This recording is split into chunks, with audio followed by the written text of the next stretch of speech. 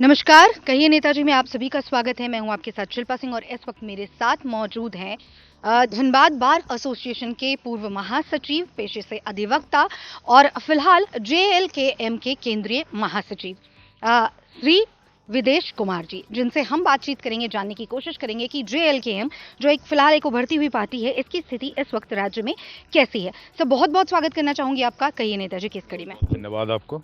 जी हाँ, जैसा कि मैंने कहा कि जेएलकेएम एक ऐसी पार्टी जो फिलहाल उभरती हुई पार्टी है और ऐसे में जो इसका मुकाबला है इस विधानसभा चुनाव के दौरान, तो दो ऐसी पार्टियों के साथ है, एक तो महागठबंधन और दूसरा एनडीए। तो ये दोनों ही अगर हम कहें तो केंद्रीय पार्टियां हैं, राष्ट्रीय पार्टियां हैं। तो ऐसे में इन दोनों के साथ आपका मुकाबला, एक उभरती हुई पार्टी का मुकाबला कैसे देखते हैं आप? कितना टक्कर होने वाला है? उभरती हुई नहीं, हम लोग उभर चुके हैं। उभर चुके हैं और आप स्थिति देख लीजिए, पूरे झारखंड में आज जेएलकेएम की परचम लहरा रहा है। टाइगर जयराम महतो के पीछे पूरा झारखंड दीवाना है और पूरा झारखंड उनके विचारों से, उनके पार्टी में है। और वो जहां भी जाते हैं, आप देख रहे हैं कि प्रत्येक विधानसभा में जिस तरह उनका स्वागत हो रहा है, जिस तरह लोग उनके पीछे आ रहे हैं, उनके बातों को सुन रहे हैं, और इन तमाम चीज़ों को देखते हुए आप खुद आकलन कर सकती हैं कि हमारी पार्टी जो है सो बड़ा ज़बरदस्त तरीके से चुनाव लड़ रही है।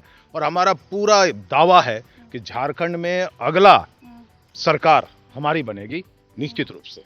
जिस तरीके से आप दावा कर रहे हैं कि झारखंड में अगली सरकार जो है वो आपकी बनने वाली है, अभी क्योंकि पहले फेज का चुनाव हो चुका है, मतदान हो चुके हैं, तो इस वक्त की अगर हम स्थिति की बात करें तो भाजपा और जो महागठबंधन है, इन दोनों ही पार्टियों से ज्यादा जो है प्रत्याशी आपने विधानसभा चुनाव में उतारे हैं। इतिहास है झारखंड में, एक बहुत बड़ा इतिहास हम लोगों ने रचा है, हमारी पार्टी ने रचा है।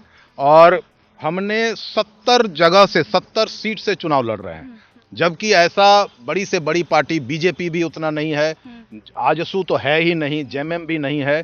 और कहने का मतलब है कि ये इस महासमर में हम लोग अकेले चुनाव लड़ रहे हैं अपने दम पर।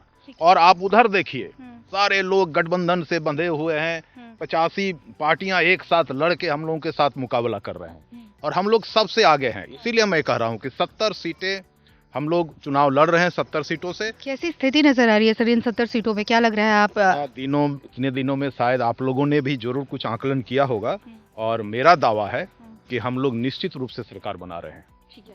अगर हम क्योंकि जब भी आप पार्टी, कोई भी पार्टी हो, अगर विधानसभा चुनाव या लोकसभा चुनाव किसी भी चुनाव में उतरती है तो एक संकल्प जारी करती है, एक कुछ वादों की झड़ी जो है वो लगाती है। आपकी दिमाग में या आपकी पार्टी के पास विकास को लेकर क्या मैनिफेस्टो है या क्या प्लान है? अभी तक वादों की झड़ी हमारे जो पार्टियां हैं, बीजेपी, जेएमएम, कांग्रेस, आजसू, इन लोगों ने वादे की झड़ी लगा के रखी है आज 24 साल से। और इस 24 साल में झारखंड का क्या हुआ नहीं हुआ, पूरे झारखंड के लोग जानते हैं। हमारा जो मैनिफेस्टो है ये वादों का झड़ी नहीं है, ये एक संकल्प है, झारखंड को सुधारने का एक संकल्प है।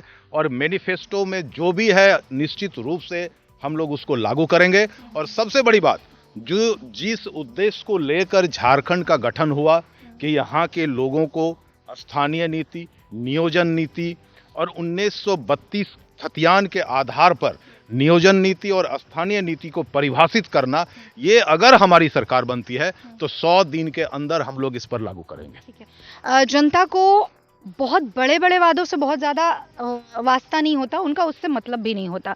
झारखंड जिस तरीके से हम कहें कि कृषि प्रधान क्षेत्र रहा है, खनिज संपदा यहाँ बहुत अकूत मात्रा में है, तो ऐसे में अगर एक आम जनता की तरह हम आपसे जानना चाहें तो आपको क्या लगता है, क्या समस्याएं आप देख पाते हैं पूरे राज्य में जिसका निवारण करना बेहद आवश्यक है और उस बारे में कोई सोच ही नहीं रहा? झारखंड एक ऐसा राज्य है जिसमें खनिज संपदा से हम लोग भरे हुए हैं। हमारा 60% जो है कोयला हम लोग देते हैं, ठीक है, 40%, 40-50% कोयला हम लोग झारखंड देते हैं। और इतने सारे खनिजों का भंडार है हमारे यहाँ, लेकिन इसके बावजूद झारखंडी गरीब के गरीब रह गए। और इन सब पार्टियों ने झारखंड का इतना शोषण किया है कि आज हम लोग गरीब राज्य के कतार में खड़े हैं। और इन सब को चीज़ों को देखते हुए और इसीलिए टाइगर जयराम पर झारखंड के लोगों ने भरोसा जता रहे हैं और जताएंगे और हम लोग इसी के आधार पर झारखंड का विकास निश्चित रूप से करेंगे।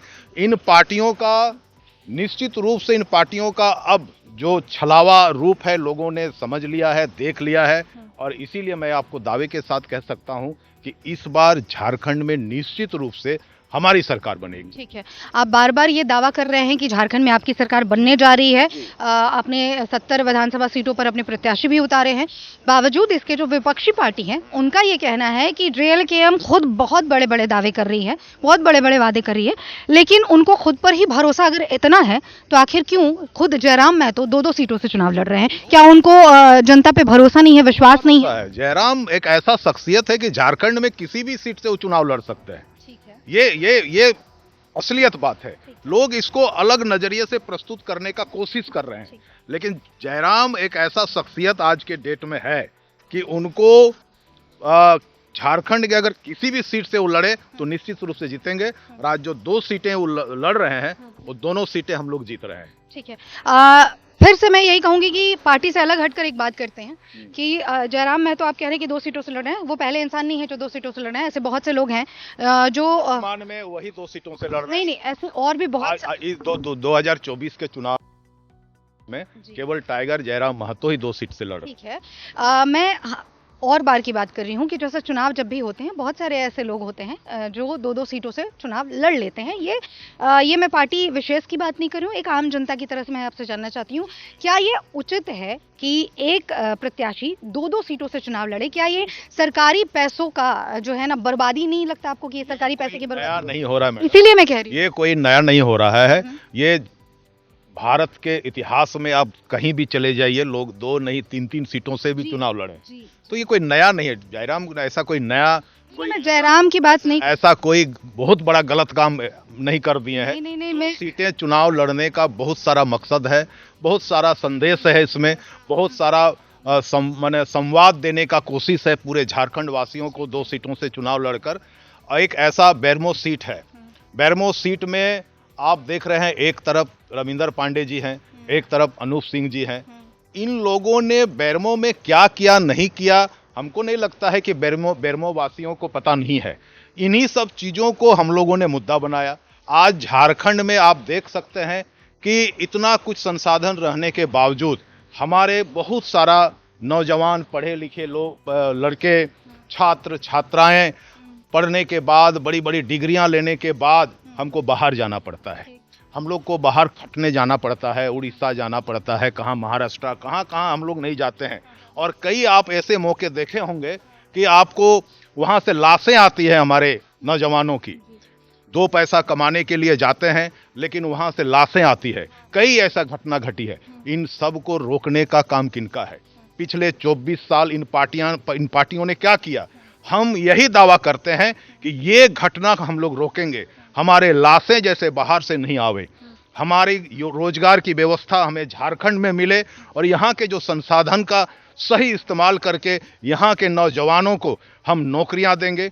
और नियोजन में कम से कम 80-85% हमारे लोग हों, इस व्यवस्था होगी। हम ये नहीं कहते हैं कि बाहर के लोग को नहीं आना चाहिए, लेकिन हमारा घर है, हमारा खेत है, हमारा खलिहान है, तो हमारे खेत खलिहान में फसल बोने का भी हमारा अधिकार है और फसल काटने का भी अधिकार हमारा है।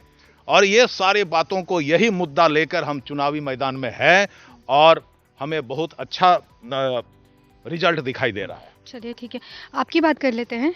जेएलकेएम में जब आप इस पार्टी में जब शामिल हुए तो कहीं ना कहीं चर्चा का विषय भी था और लोगों को भी ये पता था कि पार्टी जो है वो आपको टिकट देने जा रही है। किसी कारणवश पार्टी ने आपको टिकट नहीं दिया।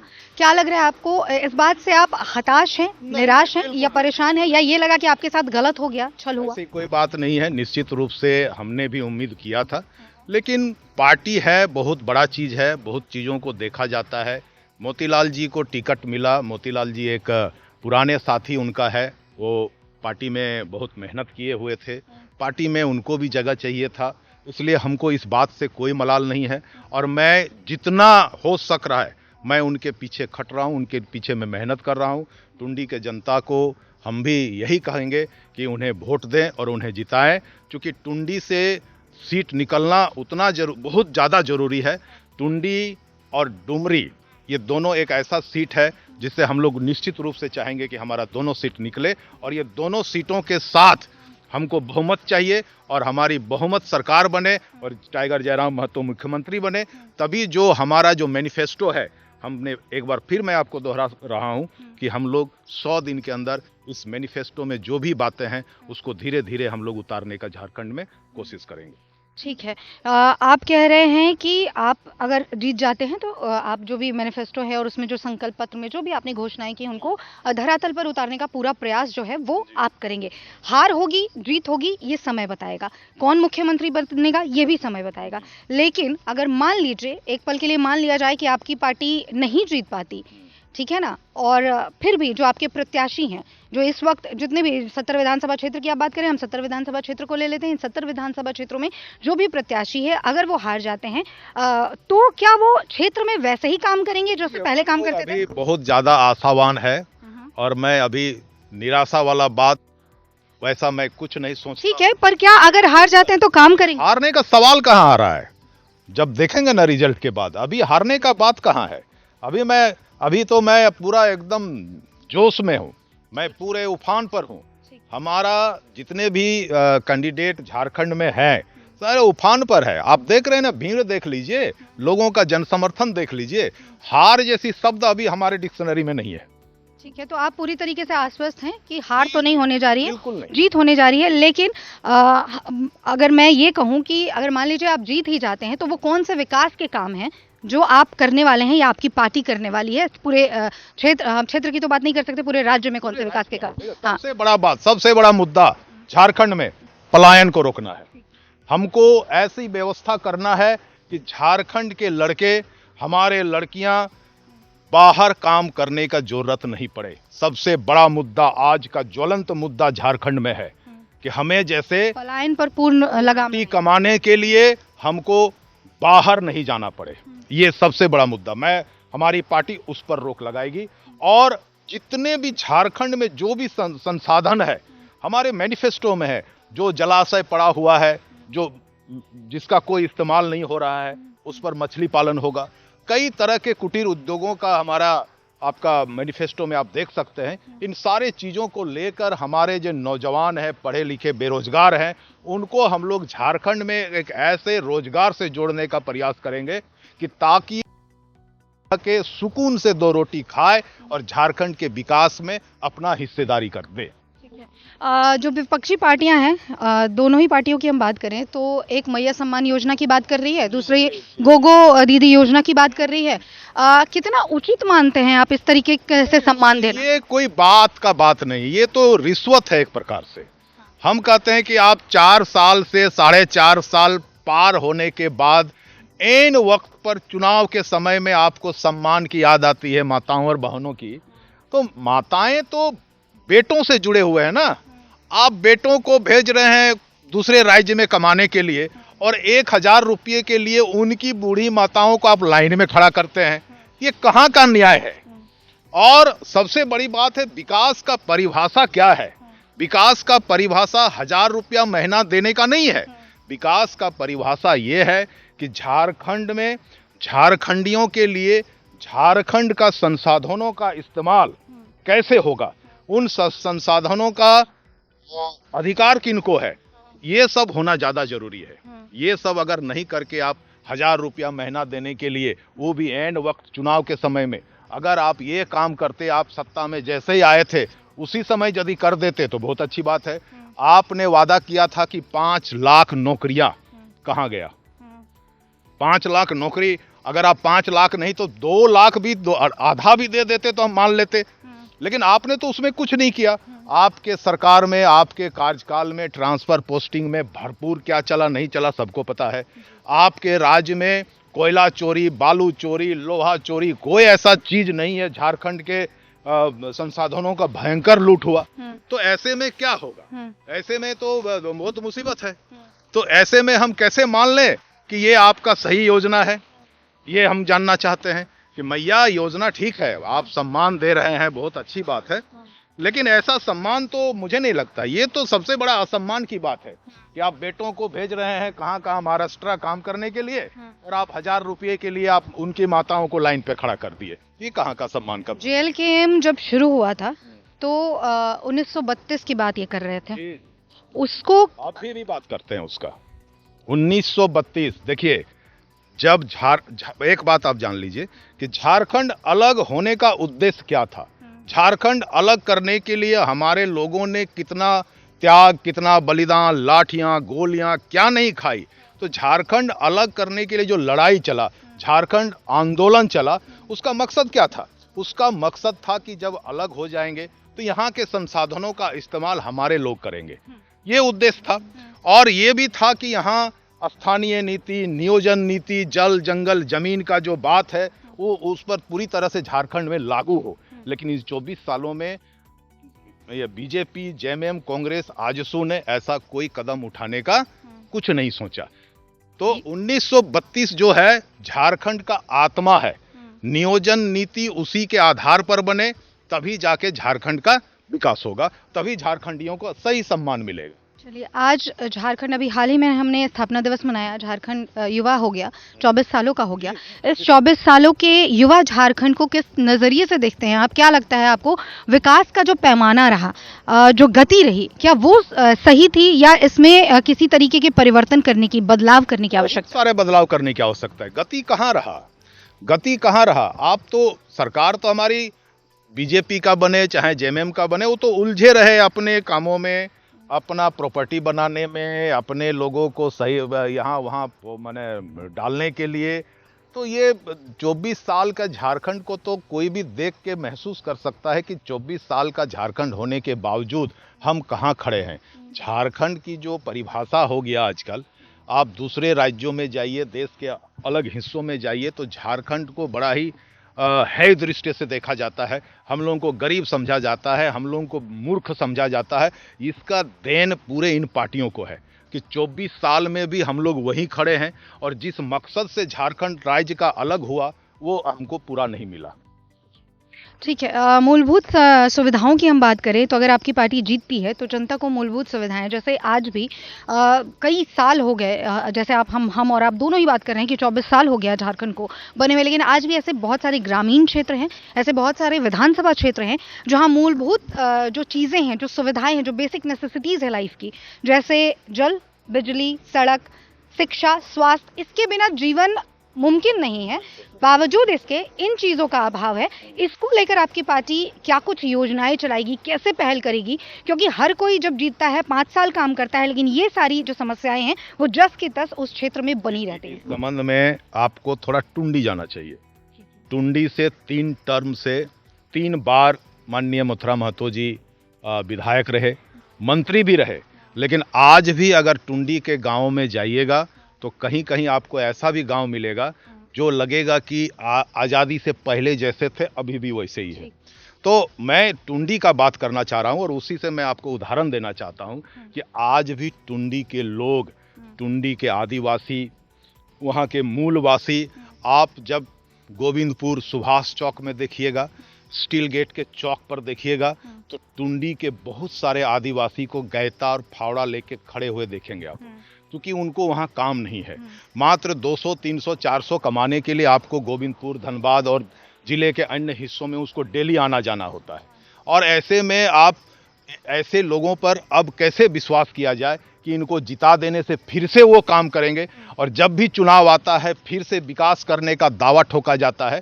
आज भी टुंडी के लोग ठगे हुए महसूस करते हैं। आज भी टुंडी के लोग, आदिवासी और अल्पसंख्यक और सारे आज भी ठगे हुए महसूस करते हैं। ठीक है, तो आपकी पार्टी अगर जीतती है तो क्या कुछ करेगी? वही मैं पूछ रही हूँ कि क्या योजना? हम लोग इन सब बोले ना कि हम लोग रोजगार की व्यवस्था ऐसे करेंगे कि उनको घर से बाहर नहीं निकलने की जरूरत पड़े। टुंडी के लोगों को टुंडी में ही रोजगार मिले, टुंडी के लोगों को टुंडी में चिकित्सा मिले, शिक्षा मिले, तब न जाके हम लोग सही चीजों को आकलन कर सकते हैं। आज टुंडी का कोई भी ऐसा हॉस्पिटल आप चले जाइए, आपको डॉक्टर नहीं मिलेगा। अभी कुछ ही दिन पहले एक बच्ची का डेथ हो गया, रोड जाम हुआ, हम लोग भी गए, ठीक है, उनको मुआवजा हम लोगों ने दिलाया। लेकिन क्या टुंडी के स्कूल और हॉस्पिटल में टीचर नहीं है, हॉस्पिटल में डॉक्टर नहीं है, तो तीन बार वो रहे और सरकार से जुड़े रहे, सत्ता रही, उनका किसी तरह का कोई परफॉर्मेंस टुंडी में नहीं है। ठीक है। अगर आपकी पार्टी बन जाती है और आपका सरकार बन जाता है तो ऐसे में मैं आपसे जानना चाहूँगी कि वो कौन से काम होंगे, रोज़गार की बात आप बार-बार कर रहे हैं, लेकिन रोज़गार के अलावा मैं जानना चाहूँगी कौन से ऐसे काम होंगे जो प्राथमिकता से आपकी पार्टी करने वाली है जीतते के साथ ही? जैसे हम कहते हैं ना कि हम जीते और सड़क दुरुस्त हो गई, हमने जीत हासिल की और जल जो है, पेयजल की सुविधा जो है वो मुहैया हो गई जो भी जनता है उनको। तो ऐसी कौन सी प्राथमिकता, क्योंकि रोज़गार एक बहुत बड़ा मुद्दा है और इसको करने के लिए आपको या तो उद्योग बैठाना होगा या उस तरीके से योजनाएँ लगानी, वो बहुत लंबा टर्म का काम है। मैं तुरंत से अगर जानना चाहूँ कि आपकी पार्टी जीती और जनता को ये सुविधा मुहैया होगी, तो वो कौन-सी काम होंगे जो प्राथमिकता में से 24 साल से लगातार इन लोगों ने टुंडी को बर्बादी के कगार पर लाके खड़ा कर दिया। हम पूरे राज्य की बात पूरे राज्य 24 साल से झारखंड को इन लोगों ने ऐसा जगह पर लाके जाके खड़ा किया है, तो उनको सुधारने में थोड़ा सा तो वक्त जरूर लगेगा, लेकिन अगर आपकी नीति और नियत सही रहे तो आप आगे काम कर सकते हैं। इन लोगों के नीति और नियत में बहुत खोट है। हमारी पार्टी का, टाइगर जयराम महतो की नीति और नियत में कोई खोट नहीं है। वो एक साधारण परिवार से आता है और बहुत ही एक अच्छा विचार के साथ एक पार्टी का गठन हुआ है, और इस पार्टी का मूल रूप से मकसद यही है कि झारखंड का विकास करना, और इन 24 साल में जो बर्बादी, जो तोड़ फोड़ करके इनको रख दिया है, उसको रिपेयरिंग करके एक अच्छे राज्य के रूप में विकसित राज्य बनाना हमारा लक्ष्य होगा, ताकि लोग यहाँ आराम से रहे, सारे लोगों में, सारे धर्मों में कोई भेदभाव नहीं हो, हिंदू मुसलमान की कोई लड़ाई नहीं हो, हिंदू मुसलमान की कोई बात नहीं हो, सारे लोग एक साथ रह के राज्य के विकास के लिए सब सहयोग करें। ठीक है। एक स्थापित पार्टी को छोड़कर एक उभरती हुई पार्टी, जो आप बार-बार कह रहे हैं कि उभरती हुई नहीं है, लेकिन हमें फिलहाल ये स्थापित पार्टी नज़र नहीं आ रही। तो अगर दो जो पार्टियां हैं, जो महागठबंधन और एनडीए की जो है, तो ये दोनों ही स्थापित पार्टियां हैं, काफ़ी समय से चुनाव लड़ रही हैं। आपने पहली बार 70 विधानसभा क्षेत्रों से अपने प्रत्याशियों को उतारा है, क्यों उनको छोड़कर आपको चुना जाए? मैंने कहा ना कि ये सारी पार्टियां झूठ का पुलिंदा है। इन लोगों ने 24 साल तो राज किया, इन लोगों तो लोगों ने देख लिया ना, तो इस बार यदि हमको देखे तो हर्ज क्या है? इन लोगों को देख लिया ना 24 साल इन लोगों ने क्या किया, किस तरह का काम किया। अब परिवारवाद, ये बात वो बात से तो इन लोग हावी रहा, तो 24 साल के बाद यदि एक बार हमारी पार्टी पर विश्वास कर ले तो क्या हर्ज है? मैं ये कहना चाहता हूँ पूरे आवाम से झारखंड के कि एक बार हमको एक मौका दिया जाए, उसके बाद 5 साल के बाद अगर हम अच्छा काम नहीं करेंगे तो हमको बदल दीजिएगा। मैं पूरे आवाम से, झारखंड के तमाम जनता से मैं आग्रह करना चाहूँगा, उन्हें आह्वान करना चाहूँगा कि एक मौका जयराम को दिया जाना चाहिए, ताकि झारखंड के लिए एक ऐसा रास्ता तैयार हो जिस रास्ते से चलकर हम लोग झारखंड को विकसित राज्य बना सकते हैं। मैं तमाम जनता से यह आग्रह करना चाहता हूं कि एक मौका हमारी पार्टी को दे, एक मौका हम टाइगर जयराम महतो को दे। ठीक है। चुनाव पहले फेज के हो गए, मतदान प्रतिशत काफी कम रहा। आपसे चाहूंगी, क्योंकि शायद आपके बोलने से बहुत फर्क पड़े, तो जो मतदाता हैं उनको क्या कुछ अपील करना चाहेंगे, क्या कुछ कहना चाहिए? मतदान एक ऐसा अधिकार है जिसको हर कोई को इस्तेमाल करना चाहिए। हर व्यक्ति को आप जिसे देना चाहें, लेकिन घरों से निकलिए और मतदान करिए, तभी जाके ये लोकतंत्र जो है और आगे बढ़ेगा और मजबूत होगा। बहुत बहुत शुक्रिया हमसे बातें करने के लिए। जी हाँ, तो कहिए नेताजी की इस कड़ी में हम सुन रहे थे श्री विदेश कुमार जी को, जिन्होंने कहा कि ठीक है, आपने बहुत सारी पार्टियों को देखा और बहुत सारी पार्टी आमने सामने भी रही, बहुत सारे लोगों में कड़ी टक्कर भी रही, कड़ा मुकाबला रहा। बावजूद इसके एक बार ये चाहते हैं कि एक बार इन पर भरोसा जताया जाए, जेएलकेएम पार्टी पर भरोसा जताया जाए। अब ये देखने वाली बात होगी कि जनता इनकी बातों से कितनी सहमत होती है और कितना इन पर भरोसा कर पाती है और जेएलकेएम पर अपना विश्वास जताते हुए उन्हें वोट कर पाती है। ये तो आने वाला वक्त बताएगा कि राज्य में किसकी सरकार बनेगी, कौन से प्रत्याशी कहाँ से विजयी घोषित होंगे। लेकिन फिलहाल इतना जरूर अपील किया है इन्होंने कि आप अपने अपने घरों से बाहर निकले, मतदान जरूर करें, क्योंकि ये आपका मौलिक अधिकार है और अपने मौलिक अधिकार से खुद को वंचित ना करें। फिर मुलाकात होगी आपसे कहिए नेताजी की अगली कड़ी में। बात करेंगे किसी और प्रत्याशी से या किसी जनप्रतिनिधि, किसी नेता से, और जानने की कोशिश करेंगे कि उनकी पार्टी या उन प्रत्याशियों के दिमाग में विकास को लेकर क्या रोड मैप है, विकास को लेकर क्या मास्टर प्लान है। कैमरा पर्सन अभय के साथ Shilpa Singh, city live news.